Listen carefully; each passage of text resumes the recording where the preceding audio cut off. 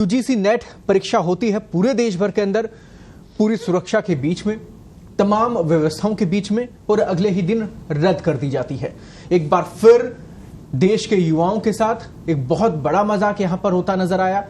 परीक्षा रद्द हो गई, पूरी साल की मेहनत चली गई, और अब उस परीक्षा के लिए वापस से तैयारी करना, वापस से एग्जाम्स की डेट्स आना। शरद जी, ये स्थितियां कैसे और क्यों? देखिए, हम बात करें पिछले हफ्ते 10 दिन में, ये केंद्र सरकार की ओर से या केंद्र की ओर से एनटीए जो एजेंसी है, जो ये 2 परीक्षाएं, बड़ी परीक्षाएं आयोजित की गई थी, उसमें से मतलब एक तरह से मैं ये कहूँगा कि नीट तो ऑलरेडी 1 महीने पहले मतलब मई में की गई थी, लेकिन उसके रिजल्ट के बाद विवाद शुरू हो गया। लेकिन अब आती है बात नेट की। 18 जून को पेपर होता है, 2 शिफ्ट में 2 पारियों में 11 लाख से ज़्यादा बच्चे इसमें रजिस्टर्ड हुए। 9 लाख के करीब बच्चों ने परीक्षा दी, पूरी मेहनत से परीक्षा दी। हालांकि होंगे उसमें कुछ जिस तरह से परीक्षा की मतलब गोपनीयता पर एक सवाल उठा और हाथ के हाथ इसे रद्द किया गया है, तो आप अंदाज़ा लगा सकते हैं कि केंद्रीय एजेंसी जो ये एग्ज़ाम करवा रही थी, वो किस तरह से एक बड़ा फेलियर उसके ऊपर लगा है।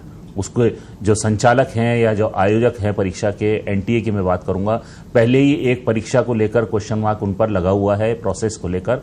और अब ये बहुत बड़ी परीक्षा, मतलब कहते हैं कि आप ये देखिए कि 9 लाख बच्चों का भविष्य जो कि मतलब परीक्षा देकर आए थे, 2 पारियों में परीक्षा दी है उन्होंने, और उनका भविष्य, अगर मैं ये भी कहूंगा, एक मतलब मैं सराहनीय कदम भी मानूंगा केंद्र सरकार के Indian cyber crime coordination centre का, जिसने समय रहते इसकी सूचना दे दी।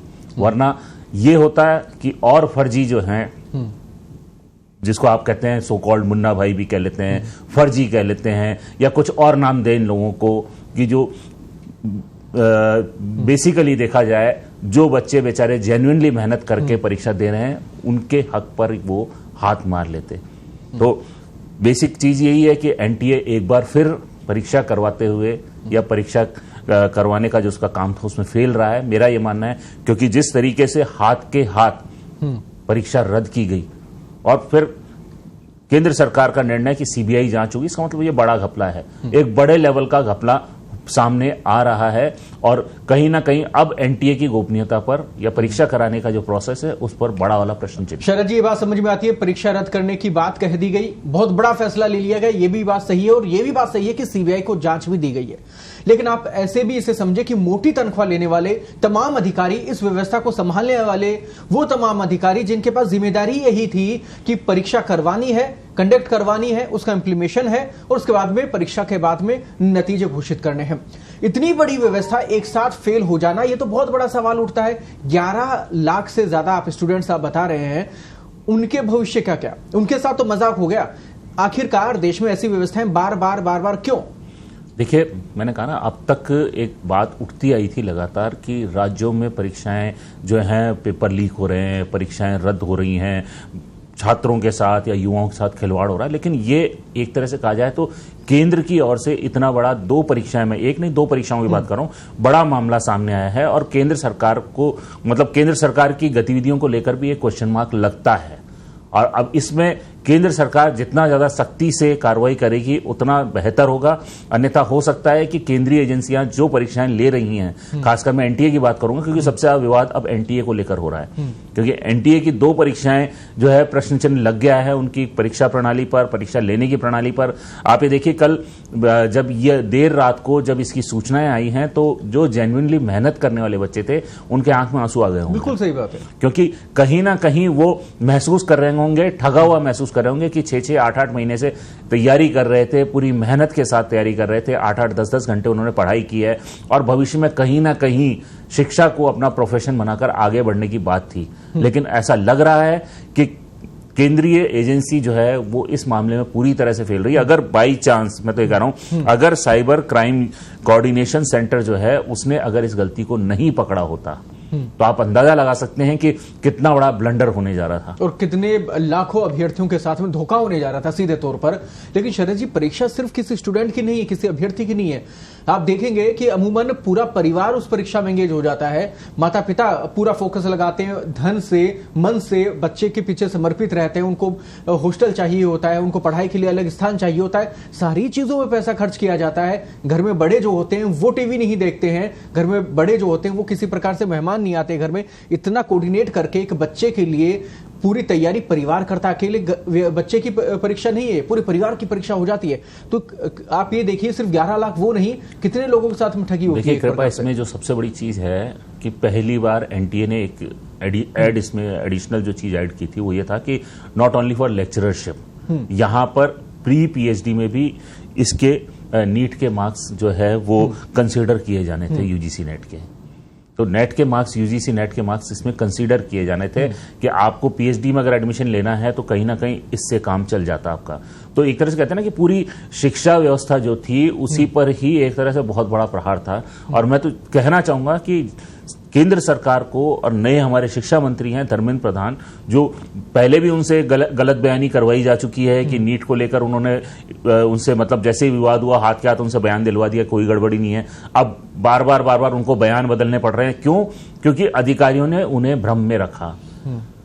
नीट यूजी की जो परीक्षा थी उसको लेकर अधिकारियों ने भ्रम में रखा, और जैसे जैसे जांच में खुलासा हो रहा है, मैं दाद दूंगा उनकी, प्रधान जी की मैं दाद दूंगा, केंद्रीय मंत्री की, कि वो एक्सेप्ट भी कर रहे हैं और इस बात को स्वीकार करते हुए आगामी कार्रवाई की बात कर रहे हैं। लेकिन आप देखिए कहीं ना कहीं अधिकारी वर्ग या जो इन एनटीए की मैं बात करूंगा, इससे जुड़े जो लोग हैं वो कहीं ना कहीं केंद्र सरकार को या केंद्रीय मंत्री को भी भ्रम में रखे हुए हैं। अब ये इतना बड़ा मामला हो जाता है, उसके बाद मुझे लगता नहीं है कि वहां पे जो लोग कार्यरत हैं उनको उनकी मतलब या तो कार्यकाल की बात करें या उनकी जो प्रणाली है, कार्य प्रणाली है, उसको बहुत आराम से छोड़ दिया जाए या रखा जाए। सख्त से सख्त कार्रवाई होनी चाहिए। बाहर खरीदने वाले, बेचने वाले, पेपर लेने वाले, लीक करने वाले, वो अलग लोग हैं, लेकिन यहां जिम्मेदार जो व्यक्ति है उस पर किस तरह की कार्रवाई होती है और किस तरह से मतलब उसकी कार्यप्रणाली पर यह सवालिया निशान होगा एक तरह से कि कहां किस तरह के सेंटर उन्होंने चूज किए, किस तरह से बच्चों को मतलब परीक्षा के पेपर पहुंचाए गए। और ये देखिए कि इस बार ओएमआर और पेन का यूज हुआ है। नॉर्मली ये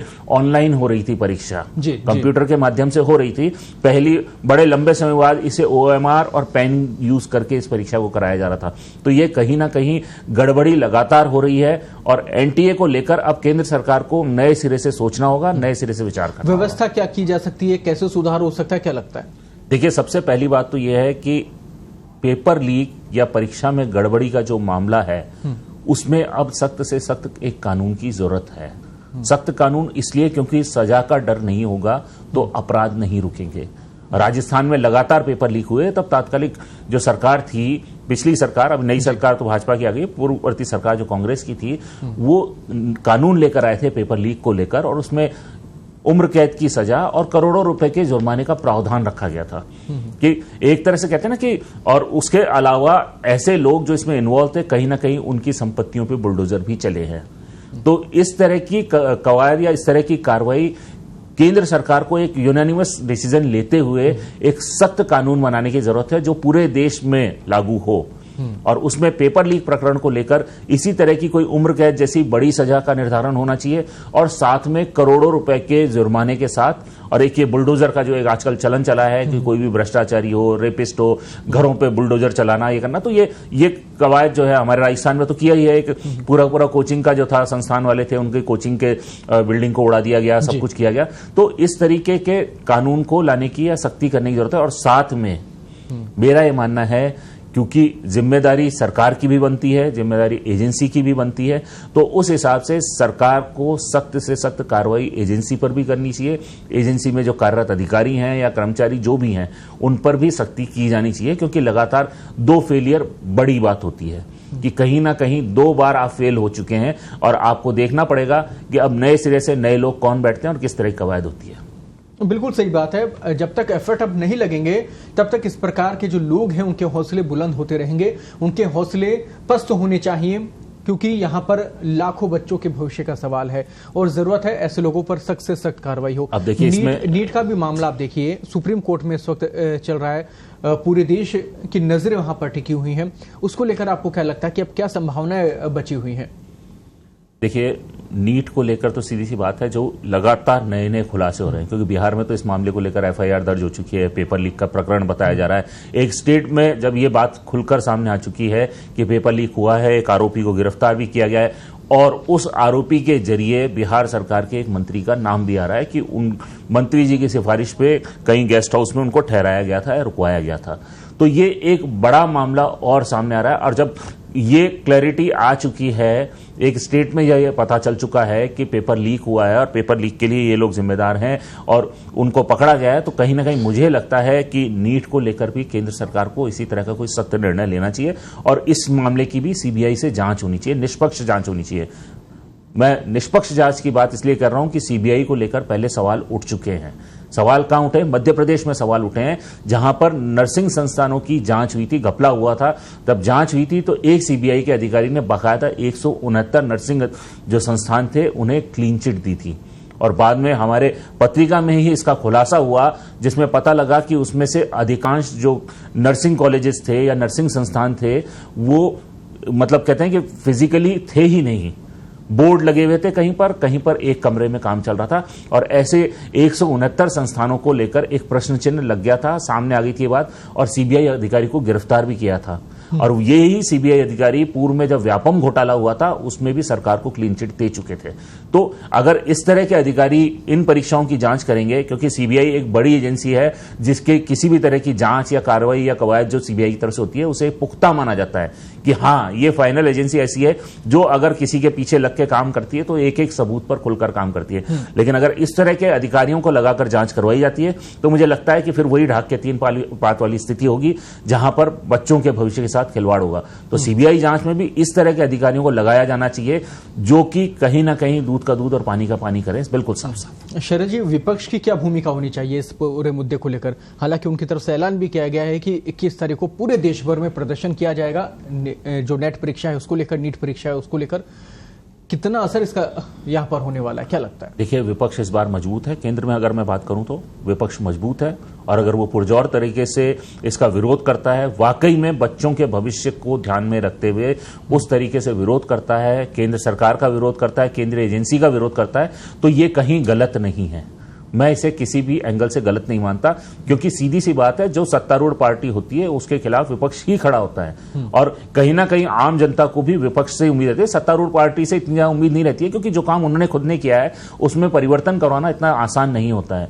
तो विपक्ष का जो रोल है, विपक्ष की जो भूमिका है, मुझे लगता है उन्हें और पुरजोर तरीके से पूरे जोश के साथ इस चीज की खिलाफत करनी चाहिए।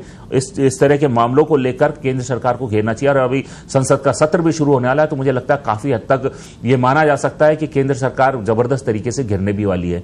तो अगर इस तरह की कोई कवायद होती है तो विपक्ष को पुरजोर तरीके से इसका विरोध करना चाहिए। आमजन के से जुड़ा हुआ सीधा मामला है, लाखों बच्चों के भविष्य का मामला है।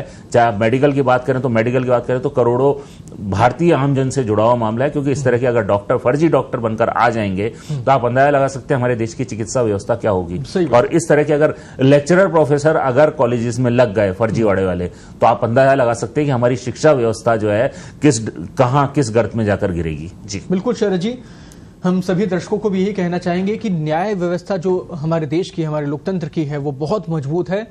हम सबको उससे उम्मीद है, आपको भी वो उम्मीद बनाए रखनी चाहिए और हम ये भी उम्मीद करते हैं कि जिम्मेदार जो कुर्सियों पर बैठे हैं सख्त से सख्त एक्शन ले, कार्रवाई करें, ताकि जनता में विश्वास बना रहे।